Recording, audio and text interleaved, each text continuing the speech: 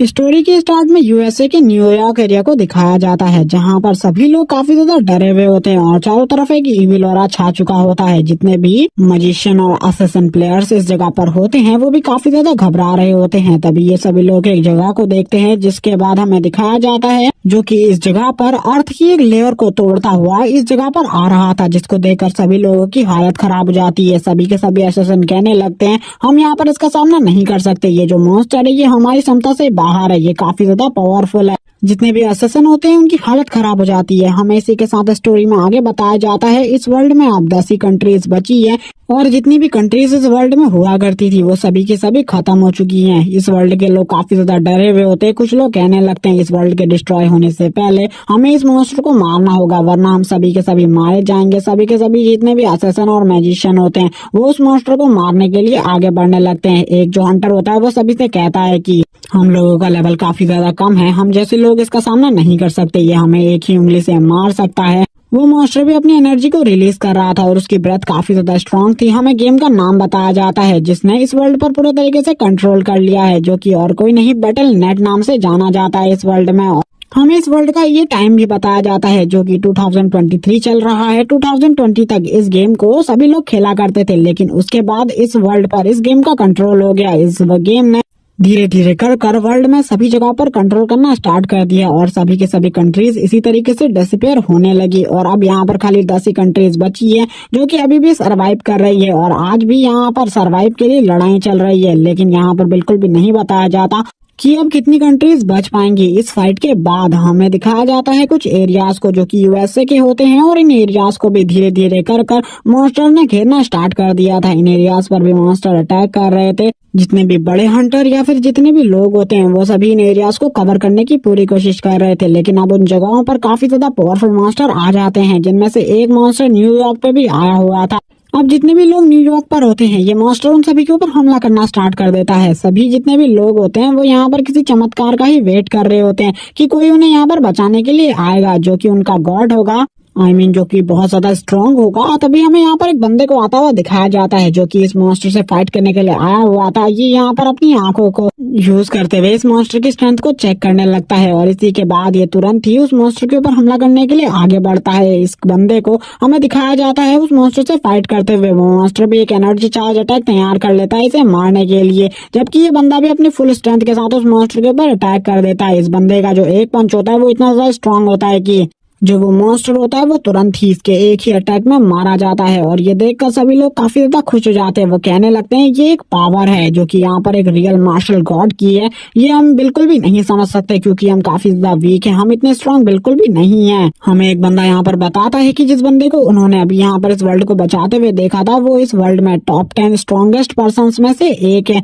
और ये बंदा बिल्कुल भी कमजोर नहीं है। हमें बाकी के मार्शल वॉरियर्स को दिखाया जाता है जो कि ऊपर से इस नजारे को देख रहे होते हैं, लेकिन वो इस बंदे की बिल्कुल भी मदद नहीं करते और इस बंदे का जो एक आर्म होता है वो पूरे तरीके से डिसअपीयर हो चुका था और ये सब इस अटैक को करने की वजह से हुआ था और ये काफी ज्यादा बुरे तरीके से जख्मी भी हो गया था। लेकिन अभी भी यहाँ पर ये कह रहा होता है कि मुझे अभी जरूरत है अपने दोस्तों की, लेकिन वो कोई भी मेरी मदद करने के लिए नहीं आएंगे क्योंकि वो मुझसे ज्यादा हाई रैंक के हैं और मैं यूएसए से नहीं हूँ, जिस वजह से वो मुझे बिल्कुल भी पसंद नहीं करते। और वो अब यही बोलते हुए कहता है चलो देखते हैं अभी यहाँ पर आगे की जो वॉर है वो कैसे लड़ी जाती है। हमें यहाँ पर एक बंदे को दिखाया जाता है जिसके बारे में हमें बताया जाता है कि ये वर्ल्ड का नंबर 1 फाइटर है और इसकी रैंक 1 है और इसका नाम डोंगफेंग है। डोंगफेंग कहने लगता है अपने साथियों से हमें रुकना होगा, जैसे ही उस मॉन्स्टर का जो ऑरा है वो नीचे से डिसअपीयर हो जाएगा तभी हम लोग नीचे जाएंगे, वरना हमारी बॉडी को भी थोड़ा बहुत हार्म हो सकता है क्योंकि आज से पहले इतना ज्यादा स्ट्रॉन्ग मॉन्स्टर कभी भी नहीं निकला था। लेकिन जो एक लड़की होती है जिसका रैंक हमें 3rd बताया जाता है और इसका नाम रियू है, ये यहाँ पर नीचे की तरफ जाने लगती है जिनको बचाने के लिए। कुछ लोग उसे रोकते हैं लेकिन वो फिर भी जाने लगती है और यहाँ पर जो डोंगफेंग होता है वो सभी से मना करता है उसे रोकने के लिए। सभी लोगों से कहता है वो बहुत ज्यादा स्ट्रांग है इसीलिए तुम्हें उसे नहीं रोकना चाहिए, तुम उसके जितने स्ट्रांग नहीं हो इसीलिए शांति से अपनी जगह पर खड़े रहो, उसे कुछ भी नहीं होगा, वो काफी ज्यादा स्ट्रांग है। और वो उसकी पावर को समझ सकते थे क्योंकि वो नंबर 1 फाइटर थे और वो नंबर 3rd पर आती थी।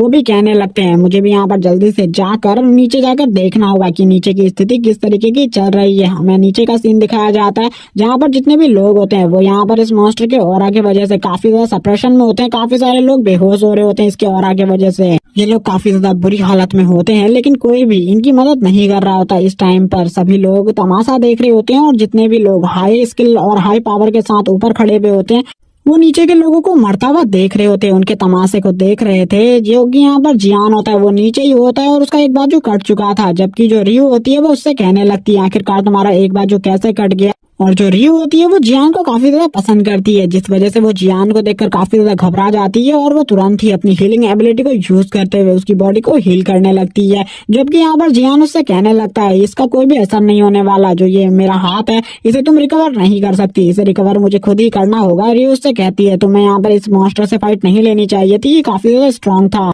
रियो अब उससे बात करने लगती है और इन दोनों की दोस्ती के बारे में हमें बताया जाता है ये दोनों काफी ज्यादा अच्छे दोस्त हैं, इसीलिए ये दोनों आपस में बातें करते हैं। लेकिन बाकी जितने भी लोग इस गिल्ड में हैं, यानी कि इस स्ट्रॉन्गेस्ट लिस्ट में हैं, वो लोग यहाँ पर जियान को बिल्कुल भी पसंद नहीं करते। अब जैसे यहाँ पर इन लोगों को पता चलता है कि वो ट्रेजर अब दिखने वाला है जिसको यहाँ पर उस मॉन्स्टर के अंदर से निकाला जाएगा, थोड़ी ही देर में जैसी उसकी बॉडी डिसअपीयर होगी उसके अंदर से एक ट्रेजर निकलेगा जिसको ये लोग हासिल कर सकते हैं। और हमें दिखाया जाता है वो ट्रेजर और किसी के पास नहीं, जियान के पास ही में निकलता है।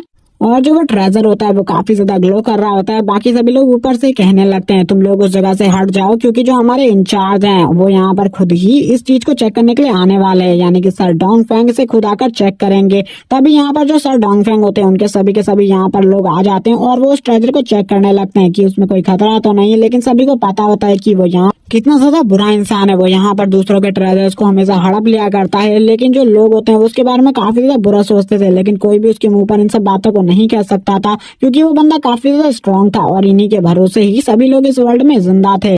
अगर वो लोग इसके खिलाफ आवाज उठाते तो उन लोगों की जो जिंदगी थी वो काफी ज्यादा बुरी हो जाती और इन लोगों को काफी ज्यादा प्रताड़ित किया जाता और इनकी रक्षा के लिए कोई भी सामने नहीं आता।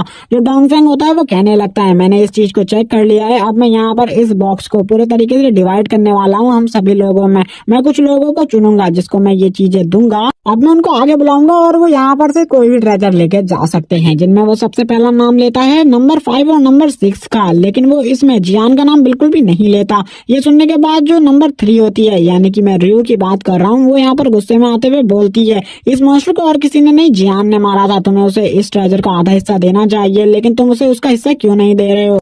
तुम लोग इतने ज्यादा बुरे कैसे हो सकते हो? उस मॉन्स्टर को मारने के लिए उसने अपने एक हाथ को तक गवा दिया, लेकिन फिर भी तुम उसे उसका हिस्सा नहीं दे रहे, ये तो गलत बात है, तुम्हें उसका हिस्सा उसे देना चाहिए। लेकिन जितने भी लोग होते हैं वो यहाँ पर उसे समझाते हैं कि ये हमारी कंट्री से बिलोंग नहीं करता और ये ना ही हमारी कंट्री का नागरिक है, इसीलिए हम इसे ये सारी चीजें नहीं दे सकते। ये दूसरी कंट्री का एक कचरा है और इसे कचरा ही समझा जाएगा, चाहिए कितना ही स्ट्रॉन्ग काम कर ले, इसे अगर इस कंट्री में रहना है तो इसे हमारी हेल्प करनी होगी। अगर ये हमारी हेल्प नहीं करेगा तो ये भी इस कंट्री में नहीं रह सकता। जबकि जो जियान होता है वो यहाँ पर इन सारी परेशानियों को पहले भी देख चुका था, लेकिन जो डोंगफेंग होता है वो कभी भी जियान को पसंद नहीं करता, क्योंकि उसे लगता है एक दिन जो जियान है वो उसकी पोजीशन को हासिल कर लेगा और उसके साथ ही इस वर्ल्ड में उसकी जो तानाशाही है वो पूरे तरीके से खत्म हो जाएगी और उसको फिर कोई भी अच्छे तरीके से ट्रीट नहीं करेगा।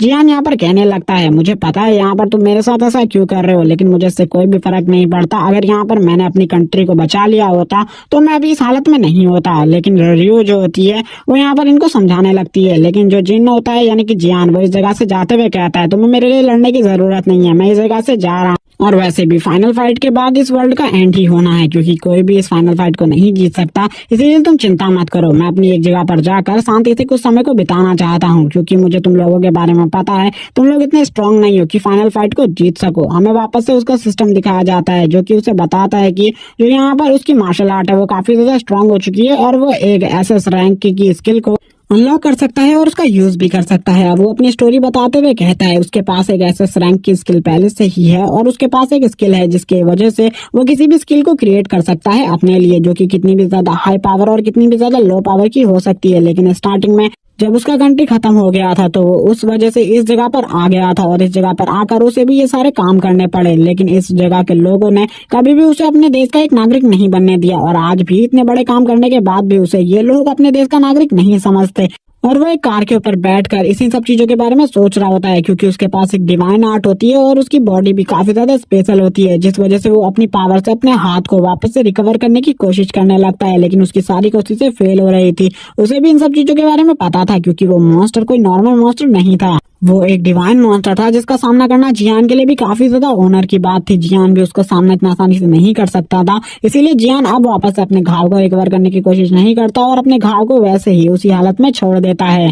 तभी यहाँ पर जो जियान का सिस्टम होता है उसमें एक नोटिफिकेशन आती है एक मिशन के बारे में। जियान जैसे ही उस नोटिफिकेशन को पढ़ता है वो कहता है मैंने बिल्कुल भी नहीं सोचा था अब यहाँ पर इस वर्ल्ड के हाफ ही प्लेयर जिंदा रहेंगे। हमें पता चलता है इस मिशन को सक्सेसफुली खाली कुछ ही देशों ने कंप्लीट किया है, जिनमें यूएसए और चाइना है। बाकी सभी के सभी देश अब इस वर्ल्ड से डिस्ट्रॉय होने वाले हैं। यह कि वो लोग इस टास्क को कंप्लीट करने में फेल हो गए थे, इसीलिए उनकी पूरी पब्लिक और उन पूरी कंट्रीज को तबाह कर दिया जाएगा। जिसको सुनने के बाद सभी लोग कहने लगते हैं हमने ऐसा बिल्कुल भी नहीं सोचा था ऐसा होगा हम लोगों के साथ। अब यहाँ पर एक रेड सिग्नल आते हुए एक सिस्टम यहाँ पर सभी को बताने लगता है अब इस वर्ल्ड में एक सिस्टम अपेयर होता है और वो बताने लगता है कि 4212 ह्यूमंस को मार दिया जाएगा डीमंस के थ्रू, क्योंकि इन कंट्रीज में भी ज्यादा ह्यूमंस नहीं बचे थे, इसीलिए ये आंकड़ा इतना कम हो गया था। अब यहाँ पर जितने भी बचे हुए ह्यूमंस होते हैं और जो कि अपनी कंट्रीज के सबसे ज्यादा पावरफुल शख्स हैं, उन लोगों को फाइट करनी होगी इस वर्ल्ड में डीमंस के खिलाफ। और ये लास्ट फाइट होने वाली है डीमंस के खिलाफ, क्योंकि इसके बाद इस गेम की जो लेवल और रैंक है वो काफी ज्यादा आगे बढ़ जाएगी। जब यहाँ से ये लोग जा रहे होते हैं रियो इन सभी को समझाती है कि हमें जियान को भी इस जगह पर लाना चाहिए फाइट करने के लिए, क्योंकि जियान इन सब चीजों में काफी ज्यादा एक्सपर्ट फाइटर है और उसने आज से पहले भी काफी ज्यादा टाइम पर हमारी मदद करी है और ऐसी फाइट में वो काफी ज्यादा अच्छा है, इसीलिए उसको बुला लेना चाहिए। लेकिन यहाँ पर जो सर डोंगफेंग होते हैं वो इस बारे में नहीं मानते और कहते हैं कि हमें उसे बुलाने की कोई भी जरूरत नहीं है, मैं इस फाइट को खुद से लड़ सकता हूँ और वैसे भी वो एक बेकार कचरा है, हमें उसकी कोई भी जरूरत नहीं, हम उससे काफी ज्यादा स्ट्रांग है। ये तुम्हें इस फाइट के दौरान पता चल जाएगा। हमारी पावर्स के बारे में हमें डीमंस को दिखाया जाता है जो कि उन लोगों के सामने होते हैं, जिनको देखकर सभी लोग यहाँ पर कहने लगते हैं हम लोग यहाँ पर ज्यादा नहीं है, हम लोगों की संख्या खाली 6 है और हम 6 को मिल इन सभी डीमंस का सामना करना होगा। सर डोंगफेंग कहने लगते हैं ये तो काफी ज्यादा बेकार है। वो उन डीमंस को देखकर उनका मजाक उड़ाते हैं और उनसे बोलते हैं तुम सभी डीमंस को क्या लगता है यहाँ पर तुम हमारा सामना कर पाओगे? तुम हमारे एक हाथ के भी नहीं हो, हम तुम्हें बहुत ज्यादा इजीली मार देंगे। लेकिन जो डीमन बॉस होता है वो काफी ज्यादा स्ट्रांग होता है और ये इस मॉन्स्टर के बारे में हमें बताया जाता है कि इस डीमन बॉस ने आज से 2 साल पहले ही डिवाइन रैंक को पूरी तरीके से पार कर दिया था और ये डिवाइन रैंक से भी आगे आ चुका है।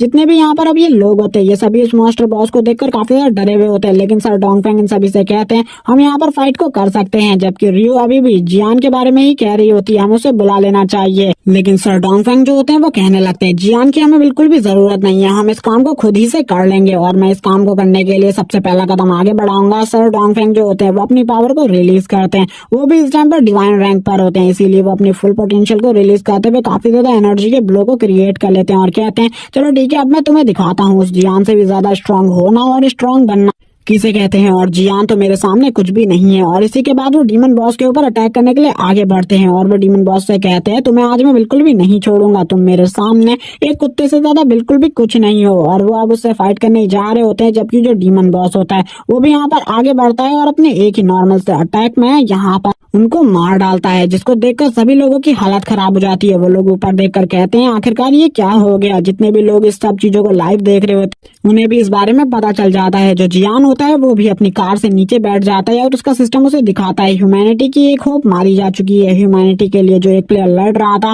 वो अब मारा जा चुका है। यहाँ पर अब जियान भी कहता है जल्दी ही ये वर्ल्ड पूरी तरीके से डिस्ट्रॉय होने वाला है, क्योंकि इनमें से कोई भी ऐसा नहीं है जो कि उसका सामना कर सके। अब दूसरी होप भी मारी जाती है और ऐसे करते करते जो डीमंस होते हैं वो उनकी तीसरी होप को भी मार डालते हैं।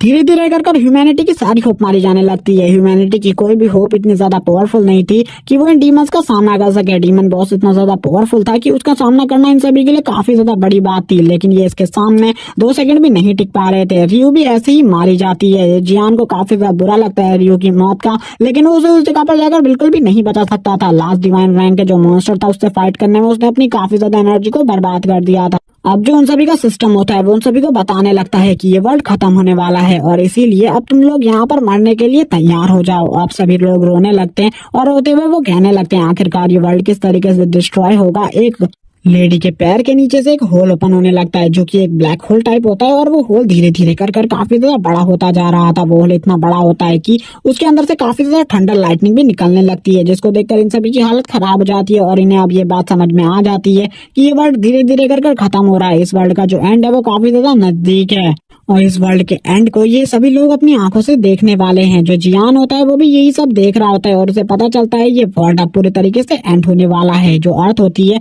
उसको यहाँ पर एक ब्लैक होल ने कैप्चर कर लिया होता है और वो ब्लैक होल धीरे धीरे कर जो अर्थ होती है उसे अपने अंदर ही समा रहा होता है। जियान कहने लगता है मैं चाहूं भी तो इस बार कुछ नहीं कर सकता, अगर मैं कुछ कर सकता तो मैं जरूर करता इस ह्यूमैनिटी को बचाने के लिए। लेकिन तभी जो उसकी बॉडी होती है उसमें हलचल होने लगती है, धीरे धीरे कर उसकी बॉडी वापस से रिकवर होने लगती है। वो देखता है कि जो उसकी डिवाइन आर्ट है वो यहाँ पर एक्टिवेट हो चुकी है, इसी वजह से अब वो यहाँ पर उसे मरने नहीं दे रही, वो उसे एक ही अलग ग्राम में लेकर जा रही है। जिसके बाद वो बिल्कुल भी नहीं समझ पा रहा होता। वो तभी यहाँ पर कहता है मुझे लगता है कि मुझे इस वर्ल्ड को बचाने का एक और मौका मिलना चाहिए, अगर वो मौका मुझे मिलता है तो मैं पक्का इस वर्ल्ड में वापस से शांति को कायम कर दूंगा और इस वर्ल्ड के जितने भी लोग अभी मारे गए हैं और ना ही मेरी कंट्री, जो यहाँ पर मेरी कंट्री है वो भी नहीं खत्म होगी, मैं उसे भी बचा लूंगा, क्योंकि पिछली बार मैंने जो लापरवाही दिखाई मैं उसे इस बार नहीं दिखा सकता। तभी अब वो यहाँ पर कहने लगता है मुझे यहाँ पर अब समझ में आ गया जो मेरी नेमलेस डिवाइन आर्ट है उसका नाम क्या है, मुझे इसका नाम याद आ गया लेकिन वो इसे नहीं बोल पाता। वो यहाँ पर इसके बारे में कोई भी बात नहीं कर सकता था और ना ही वो कर पाता है आगे। तभी एक और स्क्रीन दिखाई जाती है जिसमें उसके लिए काफी सारे मैसेज लिखे हुए होते हैं, लेकिन वो उन मैसेज को देखकर समझ जाता है कि अब वो जिस जगह पर जा रहा है वो कोई नॉर्मल जगह नहीं बल्कि जिस सॉफ्टवेयर ने जिस जगह ने इस पूरे वर्ल्ड को अपने कंट्रोल में कर रखा है वो उनके पास जा रहा है। और अब हमें यहाँ पर कुछ क्रिएचर्स दिखाए जाते हैं जिनके बारे में हमें कुछ भी एक्सप्लेन नहीं किया जा सकता, लेकिन ये लोग यहाँ पर एक मीटिंग बिठाकर कह रहे होते हैं कि क्या हमें यहाँ पर जियान की बात को मानना चाहिए, क्या उसे एक और मौका देना चाहिए। कुछ लोग यहाँ पर इसमें हामी भरते हैं तो कुछ लोग इसमें नेगेटिव कमेंट करते हुए मना कर देते हैं इस सब चीजों के बारे में। वोटिंग स्टार्ट हो जाती है, जैसे ही यहाँ पर वोटिंग स्टार्ट होती है कुछ लोग एग्री करने लगते हैं, यानी कि जो कुछ गॉड्स या फिर इन्हें कुछ भी कह लो, क्योंकि ये जो भी लोग हैं इनके लिए वोटिंग कर रहे हैं इनके बारे में हमें कुछ भी नहीं बताया गया। अब यहाँ पर जो जियान होता है उसको एक मौका मिल जाता है, ये काफी ज्यादा अच्छी बात थी। जियान यहाँ पर अपनी नींद जैसे ही खोल कर उठता है उसे लगता है कि ये सब था, क्या वो रियलिटी नहीं थी। वो यहाँ पर तभी उसे याद आता है कि वो सब रियलिटी थी, उसे सब कुछ समझ में आ जाता है। वो कहने लगता है क्या वो यहाँ पर वापस से पिछले टाइम में वापस आ चुका है। वो तभी टाइम के बारे में सोचने लगता है। वो कहता है क्या वो अपने कंट्री में है। तभी उसका जो सर होता है वो काफी ज्यादा जोरों से दर्द कर रहा होता है, लेकिन वो इन सब चीजों को नहीं समझ पा रहा होता, कुछ भी नहीं समझता वो। तभी वो कहता है ये कौन सी जगह है, उसे नहीं पता होता कि वो किस जगह पर है इस टाइम पर। वो जैसे ही अपने चारों तरफ देखता है उसे पता चलता है कि वो और कोई नहीं उसी के घर पर है। वो तभी यहाँ पर अब सब कुछ उसे लग रहा होता है ये सब कुछ सपना है। वो बाहर जाकर इन सब चीजों को देखने लगता है, उसे पता चलता है ये कंट्री और कोई नहीं उसकी कंट्री है जो कि साउथ कोरिया है। वो अब यहाँ पर टाइम को भी चेक करता है, उसे पता चलता है वो 2020 में वापस आ गया है। इसीलिए वो खुश होते हुए कहता है अब शायद से मैं सब कुछ ठीक कर पाऊंगा, मैं इस वर्ल्ड को अच्छे तरीके से ठीक कर सकता हूँ। कुछ लोग यहाँ पर आपस में लड़ रहे होते हैं जिनमें से दोनों बच्चे कह रहे होते हैं मैं यहाँ पर स्वॉर्ड किंग हूँ। स्वॉर्ड किंग का नाम भी हमें बताया जाता है, उसका नाम जिन है और वो एक काफी ज्यादा काबिल फाइटर है और वो कोरिया की तरफ से फाइट करता है। ये दोनों ही यहाँ पर उसी के नाम पर एक दूसरे से लड़ रहे होते हैं। तभी जो एक लेडी होती है वो उससे पूछती है एक मैन से क्या तुम आज भी रात उस गेम को खेलने वाले हो। वो लड़का भी हामी भरता है इस चीज के लिए। जियान को समझ में आ जाता है ये वही टाइम है जब ये गेम काफी ज्यादा पॉपुलर होना स्टार्ट हो गया था। और तभी उसके सामने उसकी एक सिस्टम स्क्रीन आ जाती है जिसको वो देख रहा होता है और सिस्टम चार्ट को पढ़ते हुए बोलता है ये तो काफी ज्यादा अच्छी बात है कि मेरा जो नाम है सॉन्ग जियान यानी कि इसका फुल नेम है और मैं से खाली जियान ही कहूंगा आगे स्टोरी में। गाइस मैं बता दूं पहले से ही। वो कहता है जो अब मेरा यहाँ पर मार्शल आर्ट है वो यहाँ पर काफी ज्यादा वीक हो चुका है, इन्हें देखकर तो मुझे रोना आ रहा है क्योंकि जो मेरी स्ट्रेंथ है वो भी काफी ज्यादा कम है। वो यहाँ पर इन्हीं सब चीजों के बारे में बात कर रहा होता है, उससे पता चलता है कि वो एक एफ रैंक का प्लेयर है इस टाइम पर और वो काफी ज्यादा वीक है। वो इस सब चीजों को देखते हुए बोलता है इस तरीके से मैं किस तरीके से आगे आ पाऊंगा, मुझे नहीं लगता मैं आगे आ भी पाऊंगा। तभी वो एक जगह पर एक फोटो को देखता है जिसे देखकर वो काफी ज्यादा इमोशनल होते हुए अपने कोरिया के डिस्ट्रक्शन की स्टोरी सुनाता है और वो बताता है जो उसकी पिछली लाइफ थी उसमें वो कोरिया को डिस्ट्रॉय होते हुए उसने अपनी आंखों के सामने देखा था। वो बताता है पहले जो ये गेम था इसके लिए सभी लोग काफी ज्यादा क्रेजी थे और सभी लोग इस गेम को खेला करते थे। ऑन वर्ल्ड टूर्नामेंट भी हुआ करते थे और इसमें रैंक देखी जाती थी जिसमें जो कोरिया की रैंक थी वो हमेशा से 3rd रैंक हुआ करती थी। कोरिया का जो एक महान फाइटर था जिसको सभी काफी ज्यादा पसंद करते थे, जिसको स्वॉर्ड किंग के नाम से जाना जाता था, उसका नाम जिन था, उसे काफी ज्यादा पसंद किया जाता था। वो 2 तरीके की स्वॉर्ड को यूज करता था जिसमें से एक आइसी स्वॉर्ड और एक फ्लेमी स्वॉर्ड थी जो कि उसका सबसे ज्यादा पसंदीदा वेपन थी। इन्हीं दोनों वेपन से वो फाइट करता था और कोरिया के लिए नाम कमाता था। वो कोरिया के लिए ही फाइट करता था, हर तरीके की फाइट को वो कोरिया के लिए करता था। वो हमेशा कोरिया को 3rd रैंक पर पहुंचा देता था और बाकी जो 2 रैंक थी उनके बारे में हमें कुछ भी नहीं बताते। किसी भी प्लेयर के लिए उसे हराना नामुमकिन था। वो सभी को बहुत ज्यादा इजीली हरा देता था। वो इस गेम में काफी ज्यादा प्रो था। उसे हराना सभी के बस की बात नहीं थी। कुछ गिने चुने ही प्लेयर थे जिन्होंने आज तक उसे हराया था, लेकिन वो बंदा कुछ ही टाइम बाद बदल गया और उसने कोरिया का साथ छोड़ना स्टार्ट कर दिया। जब कोरिया में उसका क्रेज काफी ज्यादा था, उसी टाइम पर उसने सभी लोगों को धोखा दे दिया। जब सभी बच्चे, सभी लोग उसे काफी ज्यादा पसंद करते थे, सभी लोग उसके काफी ज्यादा बड़े फैन थे, सभी लोग उसकी तरह गेम खेलना चाहते थे और उसे की जितना ही पावरफुल बनना चाहते थे इस गेम के अंदर, लेकिन कोई भी उतना पावरफुल नहीं बना और ना ही उतना ज्यादा पॉपुलर। लेकिन जो 2020 की चैंपियनशिप थी उसे जीतने के बाद उसने यहाँ पर एक घोषणा करी, जो की थी एक लाइव टीवी पर, और लाइव टीवी टेलीकास्ट में उसने यहाँ पर सभी को एक बात बतानी चाहिए, जिसे सुनने के लिए सभी काफी ज्यादा वेट कर रहे थे। वो सभी लोग उसके लिए वेट कर रहे थे कि वो लाइव टेलीकास्ट में क्या बोलेगा, लेकिन उसने लाइव टेलीकास्ट में जो बात बोली वो किसी को भी पसंद नहीं आई। उसने ये बोला कि वो अब अपने कंट्री को चेंज कर रहा है, वो जापान जा रहा है और जापान का ही आज से वो प्लेयर कहलाएगा। वो आज के बाद जापान से ही प्ले करेगा सारे गेम्स को, और इस गेम को भी वो जापान की तरफ से ही खेलेगा। वो कभी भी अब कोरिया की तरफ से नहीं खेलेगा। वो ये कहते हुए वो काफी ज्यादा खुश था, लेकिन उसके जितने भी फैंस थे और कोरिया के सभी लोग काफी ज्यादा दुखी थे, क्योंकि अब उनकी कंट्री से कोई भी खेलने वाला प्लेयर नहीं था उसके अलावा। और ये जो न्यूज थी वो भी आग की तरह पूरे वर्ल्ड में फैल गई कि ये जो स्वॉर्ड किंग है वो अब जापान की तरफ से खेलेगा, ना कि कोरिया की तरफ से। और ऐसा होते ही जियान कहने लगता है कोरिया का रैंक काफी ज्यादा गिर जाता है, और ऐसे ही अब कोरिया काफी ज्यादा पीछे होने लगता है सभी कंट्री से, क्योंकि कोरिया के पास कोई भी वॉरियर नहीं था फाइट के लिए। सभी लोग यहाँ पर इसी टॉपिक के ऊपर बात कर रहे थे। जितने भी न्यूज रिपोर्टर होते हैं वो सभी इसी खबर को बता रहे होते हैं। यहाँ पर लोग जितने भी होते हैं कोरिया के, वो सभी लोग सोच रहे होते हैं अब यहाँ पर उनका रैंक क्या रह जाएगा। न्यूज रिपोर्टर इसके बारे में भी बात करते हुए सभी को बताते हैं जो उन कोरिया का रैंक है वो ज्यादा नहीं घटेगा, वो यहाँ पर 20 रैंक पर फिर भी रहेगा। ये सुनने के बाद जियान कहता है उन सभी को ऐसा लग रहा था उस टाइम पर कि कोरिया की जो रैंक है वो काफी ज्यादा बढ़िया होगी अगर वो 20 पर आ जाएगी, लेकिन एक 3rd नंबर वाली कंट्री 20 नंबर पर आ जाएगी, ये कितनी ज्यादा बेकार बात है। इसके बारे में कोई बात ही नहीं कर रहा था। उस टाइम पर सभी को ऐसा लग रहा था कि जिनके जाने की वजह से इतने भी ज्यादा चेंजेस नहीं होंगे, लेकिन जैसे जैसे यहाँ पर जो न्यू ईयर आया वैसे ही यहाँ पर सब कुछ चेंज हो गया। सभी लोग चेंज हो गए और अब बैटल.नेट गेम भी चेंज हो गया, और चेंज होने के साथ ही न्यूज रिपोर्टर्स को भी पता चल गया कि अब इस वर्ल्ड का क्या होने वाला है, और सभी लोग अब इस बारे में बात करने लगे। अगर अब हमारे पास जो डबल स्वॉर्ड्समैन यानी कि स्वॉर्ड किंग है वो होता तो हम इस बैटल.नेट गेम को और ज्यादा अच्छे तरीके से खेल सकते थे। कोरिया का रैंक धीरे धीरे गिरने लगा, जिस वजह से जो बैटल.नेट गेम था उसके जो सिस्टम थे वो चेंजेस हो गए, और यहाँ पर काफी सारे चेंजेस के बाद जो बैटल.नेट गेम था वो भी धीरे धीरे अपने आप को इवॉल्व करने लगा, और अब वो पूरी दुनिया को अपने हाथों से कंट्रोल करने लगा। अब बैटल.नेट गेम के जो रूल्स होते हैं वो चेंज हो जाते हैं उसी टाइम पर। अब बैटल.नेट गेम में जो रियलिटी में मर जाता था, यानी कि उस गेम के अंदर मारा जाता था वो शख्स अब रियलिटी में भी मारा जाता था, रियलिटी में भी उसकी कोई एग्जिस्टेंस नहीं रहती। सभी लोगों को इस बारे में नोटिफिकेशन दे दी गई थी, और फिर भी ये सभी लोग उस गेम को खेल रहे थे, और धीरे धीरे उस गेम का जो जंजाल था वो सभी लोगों तक पहुंच गया। और अब ये होने लगा जो भी कंट्रीज रैंक कॉम्पिटिशन में पीछे रहती उन कंट्रीज में एक अननोन पोर्टल ओपन होता था, जो की काफी सारा डिमोनिक ऑरा वाला पोर्टल था। उसके अंदर काफी सारे डीमंस होते हैं जो की उसके अंदर से बाहर निकलकर उस कंट्री को पूरे तरीके से डिस्ट्रॉय करना स्टार्ट कर देते।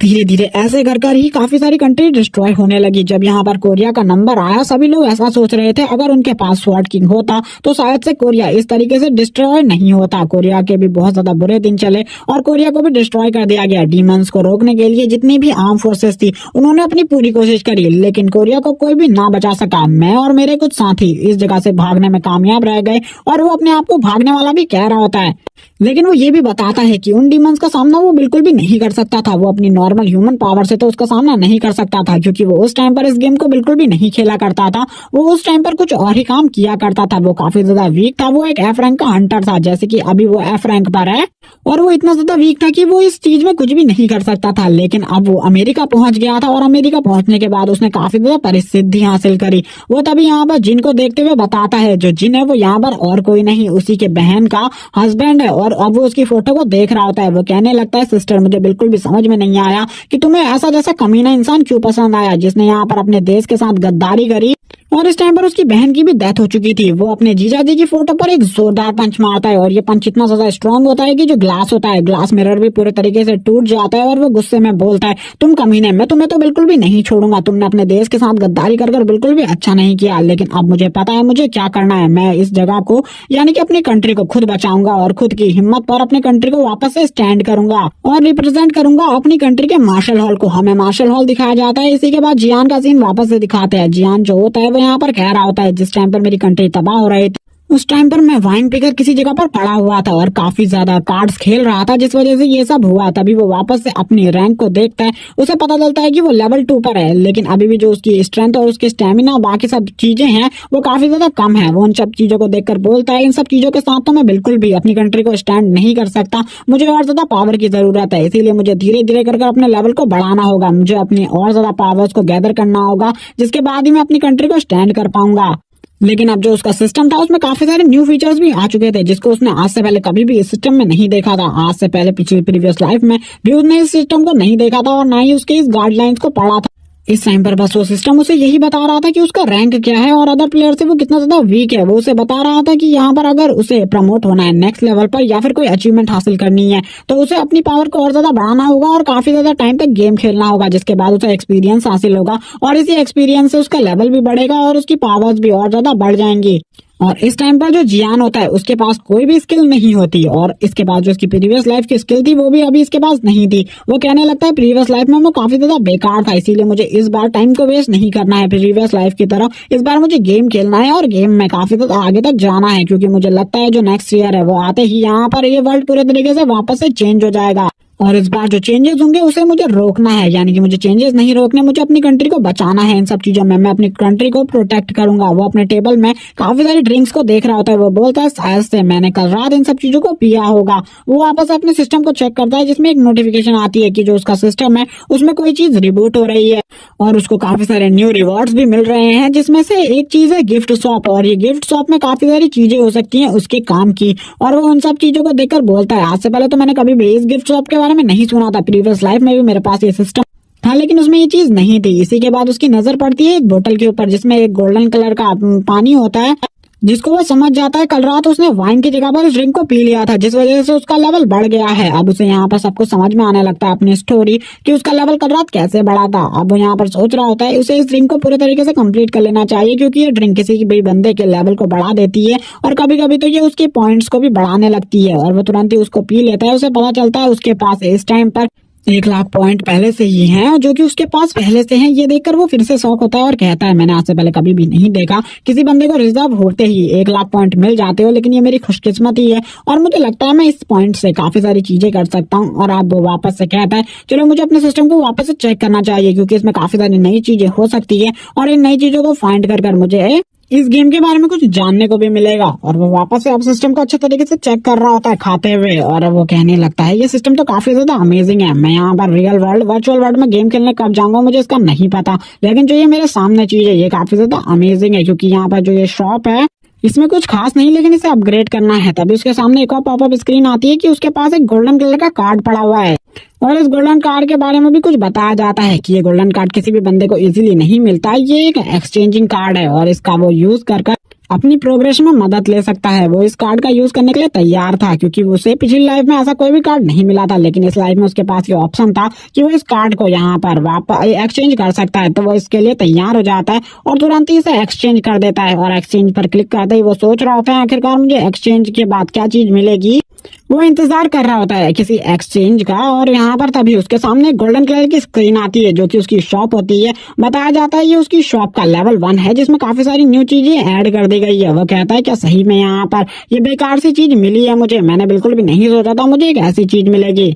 इस शॉप को मैंने पहले भी चेक किया था, इसमें कोई भी इंटरेस्टिंग थिंग नहीं थी, लेकिन मुझे वापस से इसे कुछ देखना चाहिए, क्या मैं इसे अपग्रेड कर सकता हूँ। वो यहाँ पर सोचता है क्या उसे इसे अपग्रेड करना चाहिए। वो थोड़ी ही देर में ये सोचने के बाद कहता है चलो ठीक है अपग्रेड कर देते हैं, अगली चीजें हमें क्या मिलती है हम ये देखते हैं। जैसे ही वो यहाँ पर वापस से अपग्रेड करता है उसे पता चलता है जो लेवल 2 है उसे उस पर एक और बेकार चीज मिली है जो कि इस टाइम पर उसके किसी काम की नहीं होती। वो कहता है चलो ठीक है मुझे इस सिस्टम को शायद से लेवल 3 का कर चेक करना चाहिए, लेकिन वो लेवल 3 का करने से पहले वापस से सोचता है कि उसे ये सिर्फ सिस्टम है, वो यहाँ पर अभी कोई भी काम नहीं आ रहा है, इसीलिए उसे इसमें कोई भी अपग्रेड्स नहीं करने चाहिए। वो कहता है पहले भी मैं यहाँ पर काफी ज्यादा गैम्बलिंग करता था, मुझे लगता है मुझे गैम्बलिंग की तरह यहाँ पर एक रिस्क तो लेना ही चाहिए। वो वापस से इस चीज को कर देता है और जैसे ही वो यहाँ पर लेवल 3 करता है उसे पता चलता है जो उसका अचीवमेंट है यानी कि इस गेम में अचीवमेंट सिस्टम भी था जिसमें उसकी एक अचीवमेंट पूरी हो गई थी जिससे उसे 1000 पॉइंट मिलते हैं और वो खुश हो जाता है। अब वो यहाँ पर बताता है कि लेवल 3 के करने के बाद उसके पास खाली 50,000 ही पॉइंट्स बचे हैं और अब यहाँ पर जो लेवल 4 है उसे करने के लिए उसे 40,000 पॉइंट्स की जरूरत है।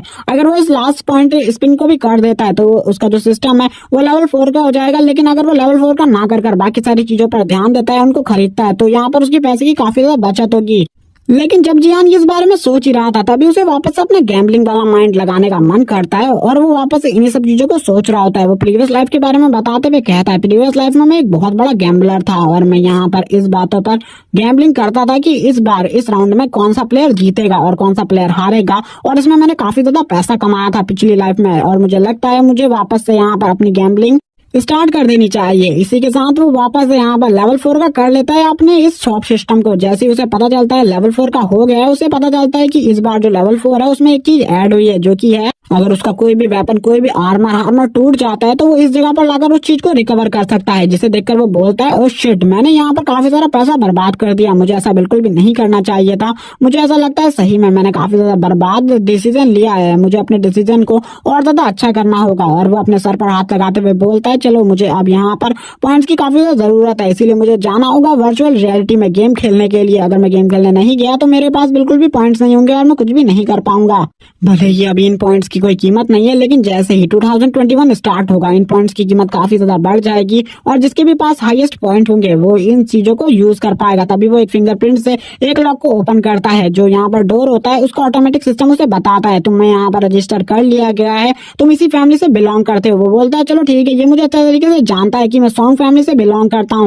और उसके सामने एक चेयर रखी हुई होती है जो कि काफी ज्यादा अमेजिंग होती है और ये कोई और नहीं है, गेमिंग चेयर होती है। इसी में बैठकर वो उस वर्चुअल रियलिटी में जाकर उस गेम को खेल सकता है, वरना वो बिल्कुल भी इस वर्चुअल रियलिटी गेम को नहीं खेल सकता। वो बताता है कि ये जो सामान है ये उसके जीजा जी का है और उसको वो यूज करने वाला है गेम खेलने के लिए। जिनके बारे में वो कहता है वो काफी ज्यादा अमीर है, इसीलिए उसके पास ये हाईटेक सिस्टम है और इस वर्ल्ड में यानी कि कोरिया में किसी के पास भी ऐसा सिस्टम नहीं है, खाली मेरे जीजा जी के पास ही ये सब चीजें हैं। वो तभी यहाँ पर अपनी स्क्रीन पर देखता है, उसे पता चलता है उसको यहाँ पर फर्स्ट आइटम एक ब्रश मिला है जो कि एक ए रैंक का वेपन है और उसे इस ब्रश के मालिक का नाम भी पता चलता है जो कि सिमिलर होता है डोंगफेंग से। और वो डोंगफेंग का नाम सोचते ही बोलता है ये तो यहाँ पर उसी की तरह है, लेकिन वो तभी अपने एक रिपेयर सिस्टम का यूज करता है। वो अपने रिपेयर सिस्टम का यूज कर इस टूटे हुए ब्रश को रिकवर कर लेता है और बोलता है चलो ठीक है, अब तो ये यहाँ पर पहले से ज्यादा अच्छा लग रहा है। और उसे इसका रैंक भी पता चलता है, ये एक SS रैंक का वेपन बन गया होता है। अब जियान कहने लगता है, मुझे ये चीज काफी ज्यादा पसंद आई। मुझे यहाँ पर सर डोंगफेंग के बारे में पता है जो कि एक लेजेंडरी हुआ करते थे, यानी कि एक लेजेंडरी आर्टिस्ट हुआ करते थे। मुझे लगता है मैं उनके इस पेंटिंग ब्रश का यूज कर अपनी HP को ज्यादा बढ़ा सकता हूँ या फिर कोई ना कोई चीज कर सकता हूँ, लेकिन इसके बारे में भी मुझे ज्यादा नहीं पता क्योंकि मैंने कभी भी इस पेंटिंग ब्रश का यूज नहीं किया है आज तक और पिछली लाइफ में ऐसा कोई भी पेंटिंग ब्रश मेरे पास नहीं हुआ करता था। वैसे भी मुझे ये पेंटिंग ब्रश का यूज करना ज्यादा नहीं आता, लेकिन फिर भी मैं इसका यूज कर जरूर देखूंगा कि इससे आखिरकार मेरे साथ क्या होगा। और वो वापस से स्टार्ट हो जाता है इस पेंटिंग ब्रश का यूज करने के लिए। वो कहता है चलो ठीक है, गेम स्टार्ट करने से पहले देखते हैं इस आखिरकार इस पेंटिंग ब्रश का क्या यूज है। लेकिन तभी जो उसकी पॉपअप स्क्रीन होती है उसमें उसे टाइम नोटिफिकेशन मिलती है कि उसके पास खाली 10 सेकंड बचे हैं और इसके बाद वो वर्चुअल रियलिटी में पहुंच जाएगा गेम खेलने के लिए। लेकिन उसे इसकी चिंता नहीं होती, वो यहाँ पर अपनी स्क्रीन के ऊपर ही कोई चीज करने लगता है, वो कोई कोड लिखने लगता है, लेकिन इसके बारे में हमें कोई भी जानकारी नहीं दी जाती। आखिरकार जियान किस कोड को टाइप कर रहा है और इसके ये पेंटिंग ब्रश से कोई स्लैश चीज निकलने लगती है और वो उस सिस्टम को भी चेंज करने लगती है। ऐसा लग रहा होता है कि वो अपने पावर लेवल को बढ़ा रहा है, लेकिन उसके पावर लेवल में कोई भी चेंजेस नहीं होते। वो कहता है कि मैं इससे कोई भी चेंजेस तो नहीं कर सकता, लेकिन ये जो ब्रश है ये काफी ज्यादा स्ट्रांग है, ये किस यूज में आता है मुझे इसके बारे में पता करना होगा। जब मेरे पास ऐसा सिस्टम आ जाएगा कि मैं किसी भी वेपन का यूज पता कर सकता हूँ तो ये काफी ज्यादा अमेजिंग होगा मेरे लिए, तब शायद से मैं इस ब्रश का अच्छे तरीके से यूज कर पाऊँ। और इसी के बाद ही अब उसका टाइम भी अप हो जाता है, लेकिन अभी भी वो उस ब्रश को पकड़कर काफी ज्यादा यूज करने की कोशिश कर रहा था, लेकिन उस ब्रश का कोई भी यूज नहीं कर पा रहा था। वो कहता है चलो ठीक है, अब तो यहाँ पर मेरा टाइम हो गया है, अब मैं वर्चुअल रियलिटी में थोड़ी ही देर में पहुंचने वाला हूँ। और इसी के बाद उसका जो माइंड होता है अब वो तुरंत ही इस जगह से गायब होने लगता है धीरे धीरे कर और अब उसकी बॉडी भी इस जगह से डिसअपेयर होने लगती है। इसी के बाद वो हमें गेम में जाने से पहले बताता है जो गेम है वो एक सेकंड वर्ल्ड की तरह है और वो गेम के अंदर अपनी एक दूसरी लाइफ को जीते हैं जैसे कि एक रियल लाइफ में होती है, लेकिन उस जगह पर वो अपने स्ट्रेंथ, स्टैमिना और अपनी एजिलिटी को और बढ़ा सकते हैं और ज्यादा पावरफुल बना सकते हैं अपने आप को उस वर्ल्ड में। लेकिन ये सब 2021 तक इस वर्ल्ड में भी एग्जिस्ट करने लगा था। वो बताता है कि काफी सारे गिल्ड बनने लगे हैं अभी से ही और जो भी कंट्रीज हैं वो अपने गिल्ड मेंबर्स को काफी ज्यादा पावरफुल बनाना चाहती है। काफी सारे इंस्टीट्यूट भी ओपन हो चुके हैं जो कि अपने लोगों को काफी ज्यादा स्ट्रांग बना रहे हैं। वो बताता है कि यहाँ पर जो फाइट होने वाला है उसमें जो भी बंदा टॉप पोजीशन हासिल करेगा वही बंदा नेक्स्ट राउंड में जाएगा और नेक्स्ट राउंड जाने के बाद वही नेक्स्ट राउंड को खेल सकता है और यहाँ पर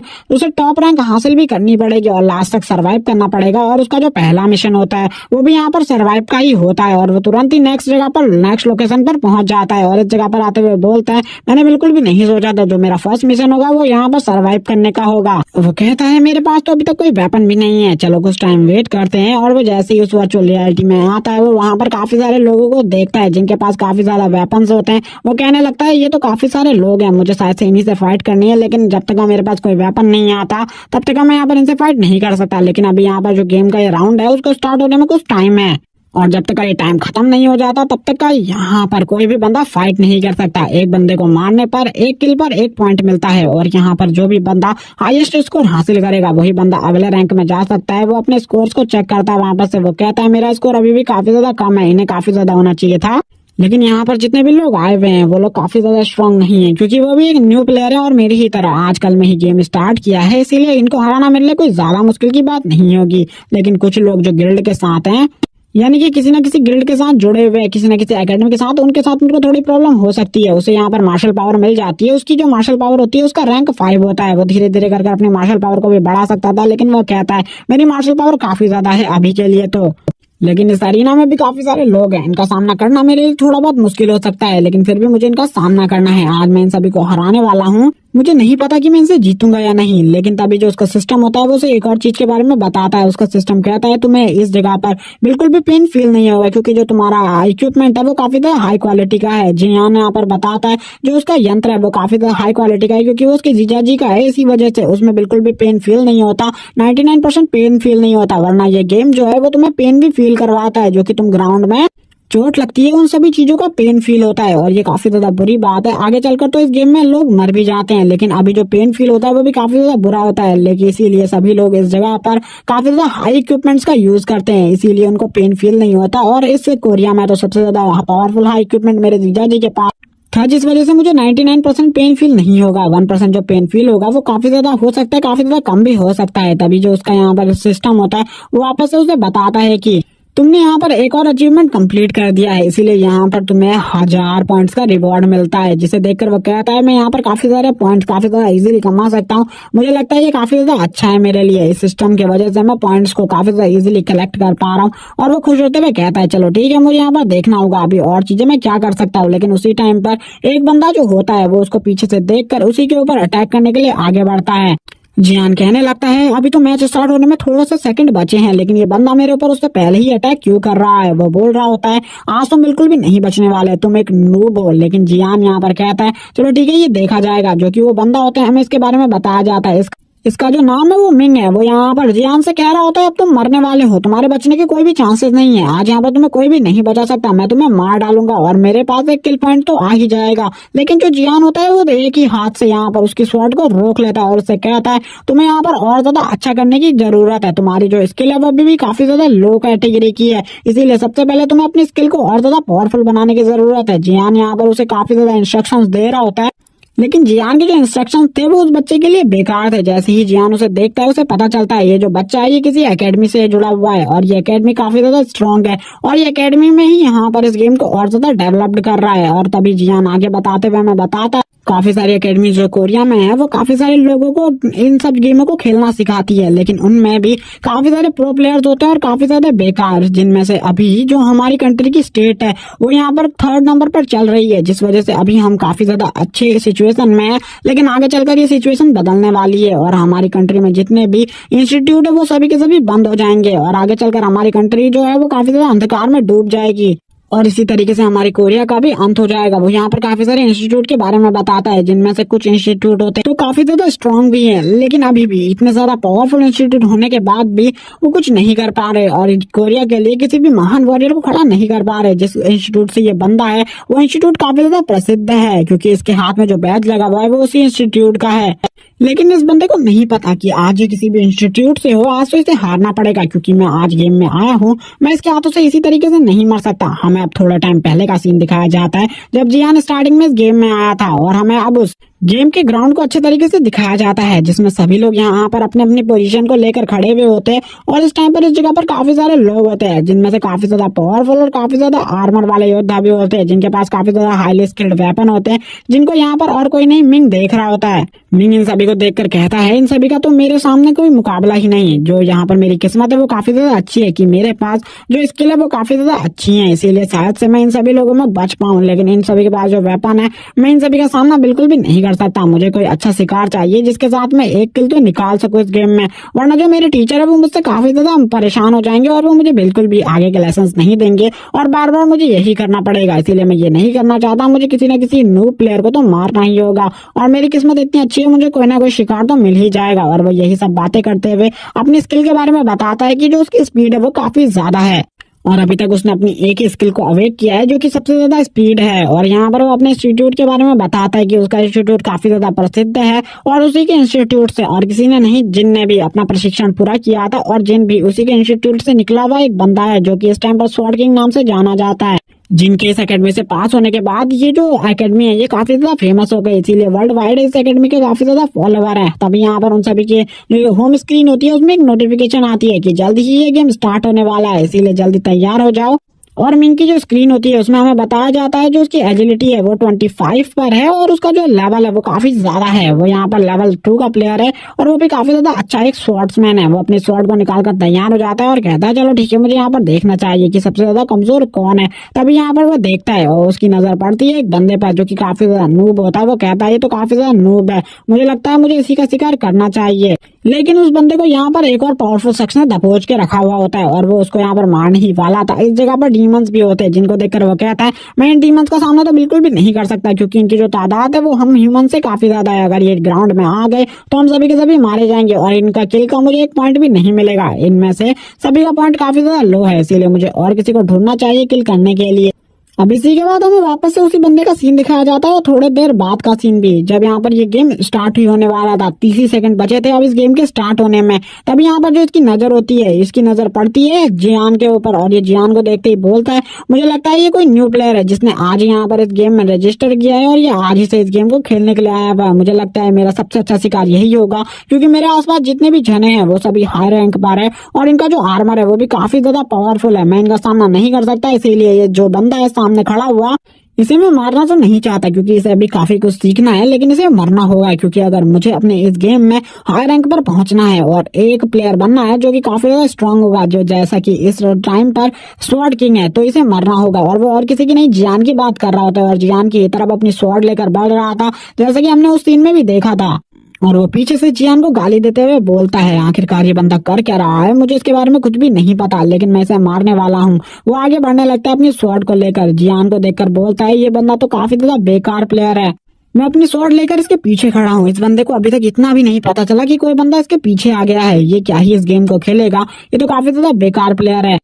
और वो अब इसी के बाद कहता है, चलो ठीक है, मेरे पास अब ज्यादा टाइम नहीं है, मुझे सबसे पहले इस बंदे को खत्म करना होगा। और इसी के बाद अपने सुपर रिफ्लेक्सेस के साथ वो जियान के ऊपर अटैक कर देता है, और वो अपनी स्वॉर्ड से कहता है, इस कमीने इंसान को मार डालो, इस कमीने इंसान को जिंदा रहने का कोई भी हक नहीं है, क्योंकि ऐसे जैसे नूब इस वर्ल्ड में खाली और ज्यादा पॉपुलेशन बढ़ाने का काम कर रहे हैं, जैसे लोगों को बिल्कुल भी इस गेम में नहीं आना चाहिए। और वो तुरंत ही अपनी मून स्किल का यूज करते हुए उसके पास पहुंचने की कोशिश करता है, और उसके ऊपर अटैक करने की भी। सभी लोग जितने भी इस जगह पर प्लेयर्स होते हैं उन सभी को एक नोटिफिकेशन आती है कि ये गेम स्टार्ट होने वाला है, और जल्द ही इस गेम का एंड भी होगा। और जैसे ही ये बात वो सुनता है, उसी के साथ ही वो उसके ऊपर अटैक कर देता है, और बोलता है, तुम यहाँ पर काफी ज्यादा बेकार हो, इतना ज्यादा टाइम वेस्ट क्यों कर रहे हो, तुम्हें जल्दी मेरे हाथों से मरना होगा। और वो तुरंत ही अपनी स्वॉर्ड से जैसे अटैक करता है, ये सीन हमने पहले भी देखा होता है कि जो जियान होता है उसने यहाँ पर एक ही हाथ से अपने इस स्वॉर्ड को पकड़ लेता है और कहता है, तुम्हें अभी काफी कुछ सीखने की जरूरत है, तुम काफी ज्यादा प्रो नहीं हो, तुम काफी ज्यादा बेकार कर रहे हो, तुम्हें अपनी इतनी ज्यादा पावरफुल स्पीड होने के बाद भी किसी बंदे के ऊपर पीछे से अटैक करने की क्या जरूरत थी।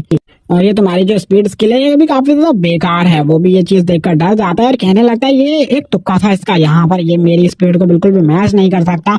उसके बाद भी ये मेरी स्किल का बेकार कह रहा है और मेरी स्किल की बेइज्जती कर रहा है। आखिरकार ऐसा कैसे हो सकता है? ये जैसा नो प्लेयर अगर मेरी बेइज्जती करेगा तो यहाँ पर मेरी क्या इज्जत रह जाएगी। और वो जियान जो होता है वो तुरंत ही उसकी स्वॉर्ड को छोड़ देता है, उससे कहता है चलो जाओ यहाँ से, दफा हो जाओ इस जगह से। और जियान उसे नीचे फेंक देता है। जियान उस नूब के साथ बिल्कुल भी फाइट नहीं करना चाहता था। वो कहता है मुझे किसी अच्छे प्लेयर को ढूंढना होगा जिसके साथ मैं फाइट कर सकूं। लेकिन जो बंदा होता है वो पीछे से उससे कहता है तुम आखिरकार कहाँ जा रहे हो। जियान बोलता है मुझे तुमसे फाइट करने की बिल्कुल भी जरूरत नहीं है क्योंकि तुम मेरे सामने बिल्कुल भी नहीं कर सकते, इसीलिए तुम जाओ, मैं तुम्हें बख्श रहा हूँ, मैं तुम्हें बिल्कुल भी नहीं मारूंगा। जियान की ऐसी बात सुनने के बाद उस बंदे को झटका लगता है। वो उससे कहता है तुम्हें क्या लगता है यहाँ पर मैं तुमसे फाइट नहीं कर सकता, तुम यहाँ पर गलत सोचो, मैं भी यहाँ पर तुम्हारा सामना करने वाला हूँ, चलो जल्दी आ जाओ यहाँ पर मेरे साथ फाइट करो। तुम्हारा एक तुक्का क्या लग गया कि तुमने मेरी स्वॉर्ड अटैक को अपनी 2 उंगलियों से रोक लिया। तुम अपने आप को काफी ज्यादा प्रो प्लेयर समझ रहे हो लेकिन तुम काफी ज्यादा बेकार हो, तुम मेरा सामना नहीं कर सकते। अब उन दोनों के बीच में एक मैच होने वाला था, यानी कि वो दोनों फाइट करने वाले थे, जो कि काफी ज्यादा इंटेंस सीन होता है। जियान उससे कहता है चलो ठीक है यहाँ पर तुम मेरे ऊपर पहले हमला करो क्योंकि मैं बिल्कुल भी नहीं चाहता कि तुम यहाँ पर बाद में ये कहो कि मुझे बिल्कुल भी मौका नहीं दिया गया। उसकी काफी ज्यादा इंसल्ट हो रही होती है जिसमें वो कहता है मैं आज तुम्हें बिल्कुल भी नहीं छोड़ूंगा, आज के बाद तुम जितने भी बार इस गेम में आओगे मैं ही तुम्हें मारूंगा, तुमने मेरी काफी ज्यादा इंसल्ट करी है। और इसी के बाद वो अपनी ए रैंक की वापस से स्किल को यूज करता है और उसकी स्पीड इतनी ज्यादा फास्ट होती है जो जियान होता है वो उसको देख भी नहीं पा रहा होता क्योंकि अभी तक वो इतना ज्यादा स्ट्रॉन्ग नहीं बना था कि वो इतने ज्यादा फास्ट स्पीड वाले की स्पीड को। लेकिन फिर भी जो जियान होता है वो अपनी पूरी कोशिश कर रहा था इस अटैक्स को रोकने की क्योंकि उसे पता था कुछ भी कर उसे इन अटैक्स को तो रोकना ही पड़ेगा। अगर वो इन अटैक्स को नहीं रोकेगा तो उसकी जान पर भी बात आ सकती है। वो पूरी कोशिश करते हुए कहता है तुम्हारी स्पीड काफी ज्यादा फास्ट है, मैं इतना स्ट्रांग नहीं हूँ, मुझे लग रहा है कि मुझे अपने आप को और ज्यादा प्रोग्रेस करने देना चाहिए। जियान उस बंदे से कहता है तुमने यहाँ पर कुछ भी गलत नहीं कहा कि मैं यहाँ पर वीक हूँ, मैं सही में काफी ज्यादा वीक हूँ क्योंकि मैं तुम जैसे नूब को भी एक बार में नहीं मार सकता। वो जियान को मारने की कोशिश करता है लेकिन जियान उसके एक मूव को डॉच कर लेता है। जियान उसके बार बार हर मूव को डॉच कर रहा था क्योंकि जियान के पास कोई भी वेपन नहीं था, इसीलिए वो उसके साथ फाइट बैक नहीं कर पा रहा था। जियान कहने लगता है चलो ठीक है मुझे वेट करना होगा। जियान हर मूव से डॉच करते हुए पीछे की तरफ भागने लगता है।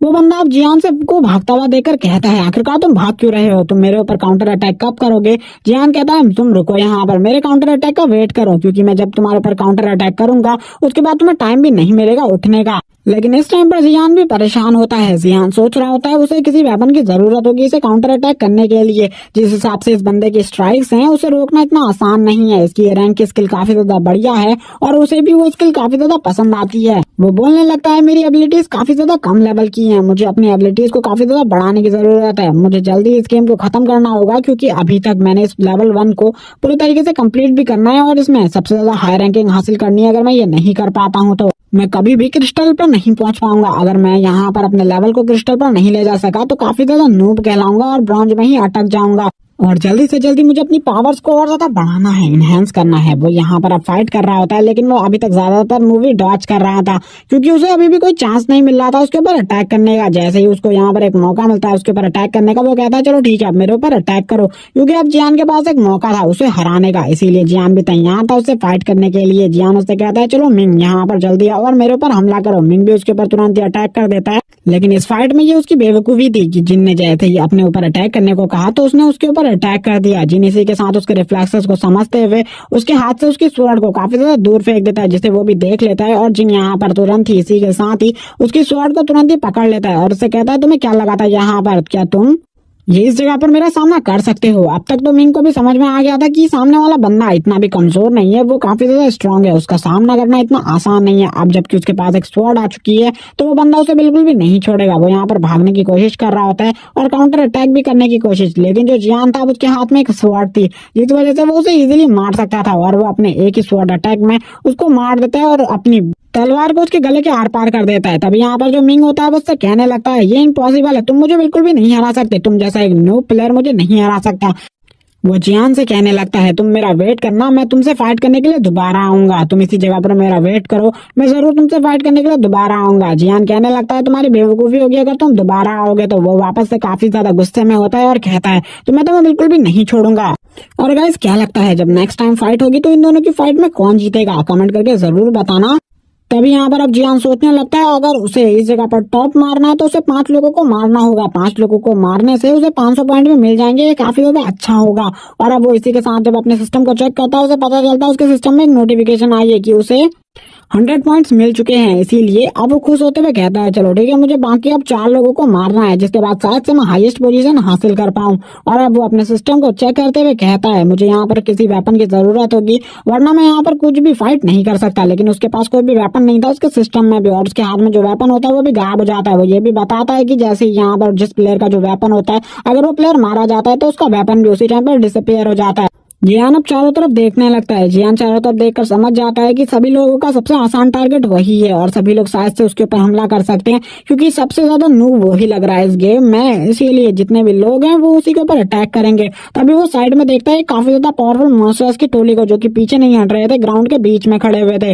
जियान कहने लगता है इनसे कोई भी बंदा फाइट क्यों नहीं कर रहा है। तभी उसका सिस्टम उसे बताता है इनमें से एक मॉन्स्टर को मारने के लिए उसे 0.1 पॉइंट मिलेंगे। अगर वो इनमें से 30 मॉन्स्टर्स को मार देता है तो उसे 500 पॉइंट दिए जाएंगे। जियान ये देखकर काफी ज्यादा खुश हो जाता है क्योंकि अगर वो इनमें से 30 मॉन्स्टर को मार देगा तो उसको 3 किल का भी रिवॉर्ड मिलेगा, जिसमें से अब उसके टोटल जो पॉइंट होते हैं वो 800 पॉइंट हो जाएंगे। वो खुश होते हुए बोलता है चलो ठीक है, मुझे इनसे फाइट करनी चाहिए। जबकि बाकी जितने भी फाइटर्स होते हैं, प्लेयर्स होते हैं, वो इन सभी से दूर भाग रहे थे क्योंकि वो इनसे लास्ट में फाइट करेंगे। सबसे पहले वो जितने भी मॉन्स्टर्स और जितने भी लोग इस जगह पर हैं, मेनली जो पावरफुल प्लेयर्स हैं, उनको मारना चाहते हैं एक टीम में वर्क कर रहा है। और काफी सारे लोगों को ये करता हुआ देखकर वो कहता है मुझे सबसे पहले इन मॉन्स्टर्स को ही मारना होगा क्योंकि मेरे पास जो ये टास्क आया है ये काफी ज्यादा अमेजिंग है मेरे लिए। मुझे इन टास्क को कंप्लीट कर अपने स्कोर को और ज्यादा बढ़ाना है। लेकिन अभी भी वो अपनी वीक बॉडी को देखकर काफी ज्यादा हैरान होता है। वो कहता है मेरी बॉडी अभी भी वीक है, मैं यहाँ पर किसका सामना कर सकता हूँ, क्या लगता है मुझे ये रिस्क लेना चाहिए। लेकिन वो थोड़ा देर सोचने के बाद कहता है मुझे यहाँ पर कुछ भी नहीं देखना चाहिए, अपने आप को और ज्यादा स्ट्रांग बनाने के लिए मुझे ये सारे रिस्क लेने पड़ेंगे। अगर मैं ये रिस्क नहीं लूंगा तो आगे इस गेम को भी किस तरीके से खेलूंगा। हमें यहाँ पर एक बहुत बड़ा स्टैचू दिखाया जाता है जो कि एक वॉरियर का होता है, जिसको देखकर जान कहता है चलो मुझे इसका स्पेयर को शायद से यूज करना चाहिए इस फाइट में। लेकिन वो स्पेयर एक स्टोन रॉक का होता है जिस वजह से वो उसे नहीं निकाल पाता और कहता है चलो ठीक है, ये सब मेरी बेवकूफी थी, मैं इसको दोबारा से यूज नहीं करूंगा, ना कि कोशिश करूंगा इसे निकालने की। अब वो जो अपनी हड्डियां होती हैं उनको चटकाते हुए कहता है चलो ठीक है, आप फाइट करने के लिए मैं भी रेडी हूँ। और अब वो मॉन्स्टर्स की तरफ गुस्से से और घूर कर देखने लगता है और सोच रहा होता है अपने मन में क्या वो सही में इन 30 मॉन्स्टर्स का सामना कर पाएगा। लेकिन वो ये सब नहीं सोचता और तुरंत ही काफी ज्यादा स्पीड में उन मॉन्स्टर की तरफ दौड़ते हुए जाता है। लेकिन मॉन्स्टर्स भी यहाँ पर उसे देख लेते हैं और कहते हैं वो हमारी तरफ बढ़ रहा है, लगता है वो हमसे फाइट करने वाला है, इसीलिए सभी के सभी तैयार हो जाओ। जितने भी मॉन्स्टर्स होते हैं अरीना में वो भी तैयार हो जाते हैं फाइट करने के लिए और अपने वेपन्स को बाहर निकाल लेते हैं। जियान यहाँ पर तुरंत ही उनके एक मेंबर को तेजी से पीछे ले जाते हुए मारने की कोशिश करने लगता है, लेकिन इसमें वो फेल हो जाता है और दोबारा से अब उनके ऊपर अटैक करने लगता है। वो बार बार एक ही जगह से अटैक कर रहा होता है जिस वजह से वो उनकी एक डिफेंस को तो ब्रेक ही कर रहा होता है। लेकिन अभी तक उसने यहाँ पर एक भी किल नहीं किया था, जिसको देखकर वो बोलता है इतने सारे मॉन्स्टर्स के बीच होने की वजह से वो इनको एक बार में नहीं मार सकता। और तभी उसके हाथ में एक मॉन्स्टर की एक्स लग जाती है। अब उसके पास 2 एक्स होती है जिनसे वो फाइट करने वाला था। वो कहता है चलो ठीक है, अब यहाँ पर मैं दिखाता हूँ मेरी पावर। वो अपने वेपन्स को निकालते हुए अब उन डीमंस की तरफ वापस से जाने लगता है उन डीमंस को मारने के लिए। वो तुरंत ही एक एक्स को उन डीमंस को बहकाने के लिए उनकी तरफ फेंकता है, लेकिन वो जो एक्स होती है वो गलती से किसी और ही मॉन्स्टर की तरफ चली जाती है और उस मॉन्स्टर को यहाँ पर उस एक्स की वजह से कुछ भी नहीं होता, बल्कि वो उसे इजीली डॉज कर लेते हैं।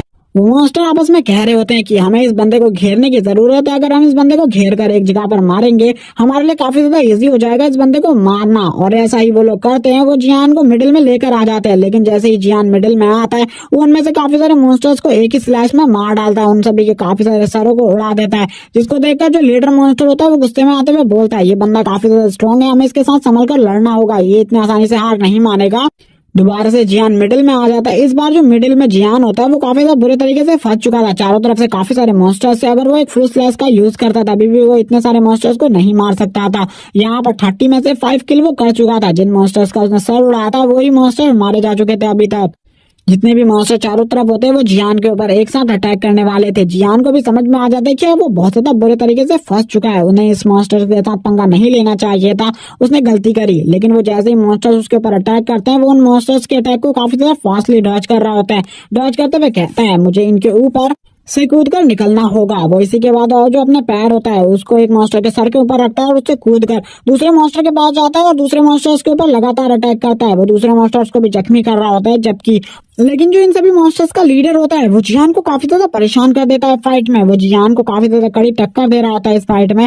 जियान कहने लगता है इस मॉन्स्टर को मुझे कुछ ना कुछ करना होगा, वरना ये मॉन्स्टर आज यहाँ पर मुझे बिल्कुल भी नहीं छोड़ेगा। वो जियान के ऊपर अपने स्पेयर से अटैक करता है, लेकिन जियान उसके स्पेयर को तोड़ते हुए कहता है तुम्हारे जो वेपन है वो काफी ज्यादा वीक है, ये मेरे सामने नहीं टिकने वाले। वो बंदे को भी अब डर लगने लगता है, यानी कि जो मॉन्स्टर लीडर होता है उसे भी थोड़ा बहुत डर लग रहा होता है। जियान तभी अपने एक्स को उठाता है और उससे कहता है अब तुम्हें मरना होगा, तुम यहाँ पर किस बारे में सोच रहे हो, आज तुम मरे बिना नहीं रह सकते, तुम्हें मुझसे कोई भी नहीं बचा सकता। लेकिन इस टाइम पर जो मॉन्स्टर लीडर होता है उसकी किस्मत अच्छी होती है, क्योंकि जो जियान की एक्स थी वो भी उसी वुड से बनी होती है, इसी वजह से वो एक्स भी टूट जाती है। और जियान बोलता है क्या यहाँ पर ये लोग तुम्हारे वेपन है, ये तुम्हारे वेपन है, ये कितने ज्यादा बेकार और कितने ज्यादा कमजोर है, तुम्हें अपने वेपन को और ज्यादा अच्छा बनाना चाहिए। क्या तुम ऐसे ही बेकार वेपन्स के साथ ह्यूमंस का सामना करोगे? तुम्हें क्या लगता है तुम ऐसे बेकार वेपन्स के साथ ह्यूमंस का सामना कर पाओगे? तुम्हें अपनी स्ट्रेंथ को और ज्यादा बढ़ाना चाहिए था, लेकिन अब यहाँ पर तुम कर ही क्या सकते हो। जबकि अब जो मॉन्स्टर्स के लीडर होता है और बाकी सभी मॉन्स्टर होते हैं वो हंसने लगते हैं और बोलते हैं अब तुम्हें क्या लगता है तुम बच पाओगे, अब तो तुम्हारे पास वेपन भी नहीं है फाइट करने के लिए। और मार्शल लीडर भी हंस रहा होता है जोर जोर से,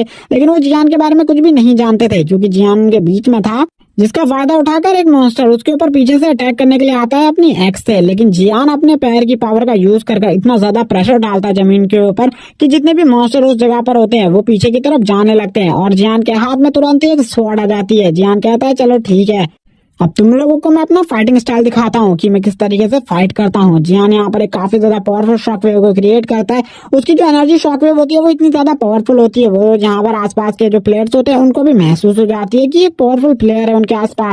जियान अब इन सारे मॉन्स्टर्स को एक ही बार में मार डालता है और इसी के साथ जियान का टास्क भी थोड़ी ही देर में कंप्लीट हो जाता है, 30 मॉन्स्टर्स को मारने वाला। जियान कहता है चलो ठीक है, मैंने 30 को तो मार ही दिया है, लेकिन जितने ये बचे हैं ये मेरे ऊपर हमला करे उससे पहले मुझे इन्हें भी खत्म कर देना चाहिए। अब लगातार अपनी स्पीड से उनके ऊपर भी अटैक करता है। वो एक मॉन्स्टर के ऊपर अपने एनर्जी स्पेयर से अटैक करता है। उसका एनर्जी स्पेयर इतना ज्यादा पावरफुल होता है कि उस मॉन्स्टर को एक ही बार में मार डालता है और बाकी मॉन्स्टर्स के ऊपर भी अटैक करने लगता है। जबकि अब एक ही मॉन्स्टर यानी कि वो लीडर मॉन्स्टर बचा था, उसके तो पसीने छूट रहे होते क्योंकि उसने जियान से काफी कुछ उल्टा बोला था और अब जियान उसे बिल्कुल भी नहीं छोड़ने वाला था। जियान भी अपने एक ही स्लैश में उसे भी मार डालता है और गुस्सा होते हुए कहता है तुम्हें क्या लगा था तुम यहाँ पर बच जाओगे। जियान का जो सिस्टम होता है वापस से आ जाता है उसके सामने और उससे कहता है तुमने यहाँ पर अपने टास्कों को कंप्लीट कर लिया है, इसीलिए जो तुम्हारे 500 पॉइंट्स हैं और तुम्हारे 300 पॉइंट्स है वो दोनों के दोनों तुम्हारे अकाउंट में रजिस्टर हो चुके हैं। यानी कि जियान ने थोड़ी ही देर में 800 पॉइंट्स कलेक्ट कर लिए। वो अपनी स्वॉर्ड को देखते हुए बोलता है मुझे अभी बाकी सारे लोगों को भी मारने की जरूरत है। वो सबसे पहले इस जगह पर आए हुए सभी लोगों की रैंक चेक करने के बारे में सोचता है, क्योंकि ये उसके लिए सबसे ज्यादा इंटरेस्टिंग वर्क था। और वो सभी लोगों की रैंक चेक करते हुए कहता है चलो देखते हैं सबसे टॉप पर कौन है। उसे पता चलता है 4 किल्स के साथ वो सबसे टॉप पर चल रहा है। उसके बाद कुछ और लोग भी चल रहे हैं जिनके भी किल यहाँ पर 3 और 2 हैं। वो सभी लोगों को देखकर सोच रहा होता है इन लोगों ने इतने कम किल क्यों किए हैं, क्या ये सही में इतने ज्यादा बेकार प्लेयर है कि इनको हराना मेरे लिए आम बात होने वाली है। लेकिन वो इन लोगों के बारे में भी जानता था इतने आसानी से तो वो किसी को भी नहीं हरा पाएगा इस जगह पर। इतने ज्यादा किल करने की वजह से उसकी मार्शल पावर को भी बढ़ा दिया गया था, जबकि उसकी मार्शल पावर लेवल 5 पर थी, लेवल 6 पर उसकी मार्शल पावर को पहुंचा दिया गया था। वो अपनी स्ट्रेंथ स्टेमिना को चेक करता है अपने सिस्टम पर, जबकि उसके स्ट्रेंथ स्टेमिना और एजिलिटी का जो स्कोर होता है वो बिल्कुल भी चेंज नहीं हुआ था, उनमें सब कुछ वही होता है, बल्कि अब उसकी मार्शल पावर का जो स्कोर होता है वो चेंज हो रहा होता है धीरे धीरे। उसकी मार्शल पावर जैसे पहले लेवल 5 की दिखाई जाती है और उसी के बाद वो चेंज हो जाती है। वो कहने लगता है अगर हम यहाँ पर अपनी मार्शल पावर को बहुत ज्यादा हाई लेवल पर ट्रेन कर लेते हैं और उसके हाई लेवल पर पहुंच जाते हैं, इसके बाद ही जो हम है वो एक एसएस रैंक पे पहुंचने के बाद तुम डिवाइन पर पहुंचते हो और डिवाइन पर पहुंचने के बाद तो तुम एक गॉड लाइक पावर भी होल्ड कर सकते हो।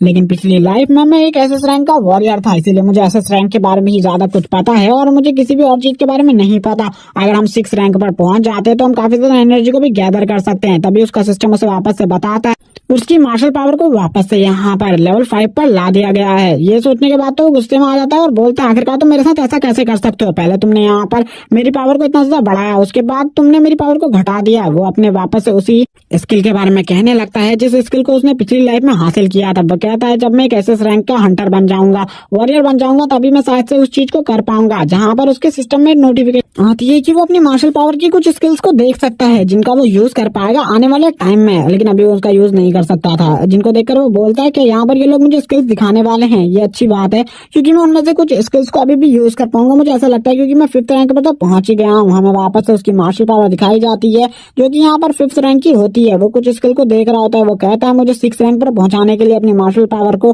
काफी ज्यादा हार्ड ट्रेनिंग करनी पड़ेगी और काफी ज्यादा एक्सपीरियंस हासिल करना पड़ेगा हंटिंग का। इसीलिए मुझे सभी चीजों में फर्स्ट रैंक हासिल करनी पड़ेगी। अगर मैं फर्स्ट रैंक हासिल नहीं कर पाता हूँ तो बिल्कुल भी मुझको एक हाई क्लास का हंटर नहीं माना जाएगा और ना ही मैं हाई क्लास के हंटर के लेवल पर पहुंच पाऊंगा। वो इन्हीं सब बातों को करने के बाद एक स्माइल करता है और कहता है चलो ठीक है, अब मुझे वापस से हंटिंग करना स्टार्ट कर देना चाहिए, क्योंकि जितने भी लोग इस जगह अब बचे हैं वो काफी ज्यादा स्ट्रांग लगते हैं मुझे। हमें दिखाया जाता है एक लड़की को जो कि जियान के ऊपर अपने बो और एरो से एक अटैक कर देती है। जो उसका एरो होता है वो काफी ज्यादा स्ट्रांग होता है और जियान की तरफ बढ़ने लगता है। जियान उसके इस एरो को काफी ज्यादा मुश्किल से डॉज कर पाता है। जियान कहता है ये एरो काफी ज्यादा स्ट्रांग था, अगर ये मुझे लग जाता तो शायद से मैं यहीं पर मारा जाता और मेरा खेल खत्म हो जाता।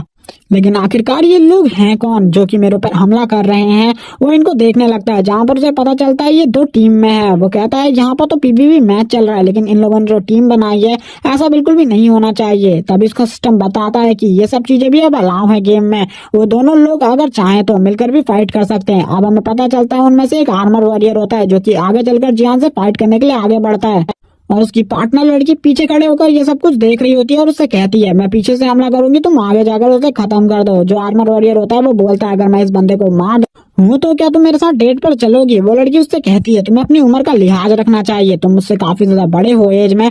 जियान भी कहता है चलो मुझे टाइम वेस्ट नहीं करना चाहिए, मुझे भी इनके साथ फाइट के लिए तैयार रहना चाहिए, क्योंकि ये दोनों की जो टीमिंग है वो काफी ज्यादा अच्छी है। इनमें से एक क्लोज रेंज का फाइटर है और जबकि एक लॉन्ग रेंज पर फाइट कर रही है, इसीलिए इन दोनों को हराना काफी ज्यादा मुश्किल हो सकता है। इनको हराना इतना आसान भी नहीं है। जैसे ही वो उस लड़की के हाथ में एक बैज को देखता है उसे पता चलता है कि ये जो लड़की है ये किसी नॉर्मल गिल्ड से नहीं बल्कि टर्टल गिल्ड की एक मेंबर है। इसीलिए उसको समझ में आ जाता है ये दोनों ही बंदे टर्टल गिल्ड से होंगे, इसीलिए ये दोनों ही एक दूसरे के साथ मिलकर फाइट कर रहे हैं। वरना कोई भी टर्टल गिल्ड का मेंबर किसी भी ऐसे ही रैंडम प्लेयर के साथ नहीं खेल सकता और ना ही उसके साथ टीमिंग कर सकता है। ये टर्टल गिल्ड का उसूल है। ये इस बारे में तो मुझे भी पता है, क्योंकि पिछली लाइफ में मैं भी टर्टल गिल्ड के लीडर से मिला था। जब इस वर्ल्ड में कोरिया का एंडिंग टाइम स्टार्ट हो गया था तब मैं यहाँ पर टर्टल गिल्ड के लीडर से मिला था। इसी के बाद वो अब कहता है चलो अब मुझे कुछ देखने को मिलेगा। आखिरकार अभी इस टाइम पर टर्टल गिल्ड के जो मेंबर है वो कितने ज्यादा पावरफुल है, क्योंकि टर्टल गिल्ड का नाम तो सभी लोगों ने काफी ज्यादा सुना है और वो काफी ज्यादा पॉपुलर भी है। लेकिन उसके गिल्ड मेंबर्स की पावर के बारे में आज मैं जान पाऊंगा।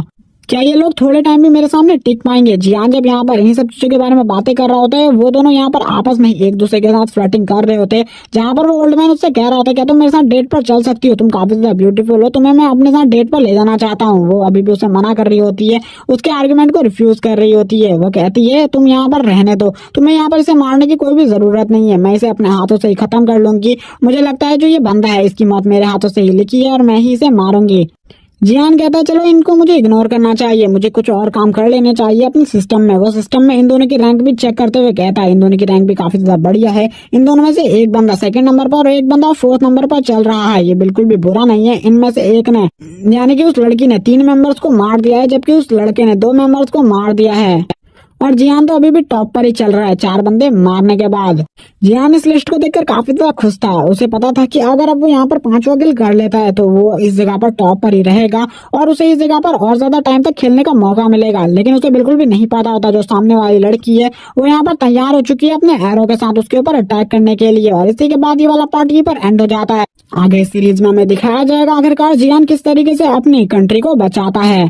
ये स्टोरी अच्छी लगी हो तो कमेंट करके जरूर बताना और चैनल को भी सब्सक्राइब कर लेना, वीडियो को लाइक कर देना। और गाइस मुझे जरूर बताना अगर आपको ये स्टोरी अच्छी लगी होगी तो कमेंट सेक्शन में।